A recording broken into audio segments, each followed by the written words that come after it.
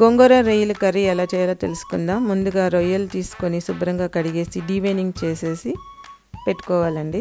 దీనిలో కొద్దిగా పసుపు, ఉప్పు, అల్లం వెల్లుల్లి పేస్ట్ వేసి బాగా కలిపి స్టవ్ మీద పెట్టి మీడియం ఫ్లేమ్లో ఉడకపెట్టుకోవాలి మూత పెట్టేసి. దీనివల్ల రొయ్యల్లో నీచు వాసన అంతా పోతుందండి.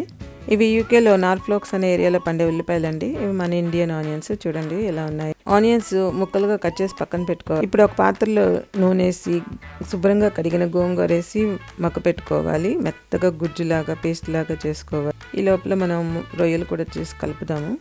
రొయ్యల్లో ఇంకా వాటర్ ఉంది, మళ్ళీ మూత పెట్టేశాను. గోంగూర మగ్గిపోయిందండి. చిన్న మెత్తగా పేస్ట్ లాగా ఇలాగా మెదుపుకోవాలి. ఇంకో పాత్రలో నూనె వేసుకొని హోల్ గరం మసాలా వేసుకొని కట్ చేసుకున్న ఉల్లిపాయలు, పచ్చిమిరపకాయలు వేసి ఫ్రై చేసుకోవాలి.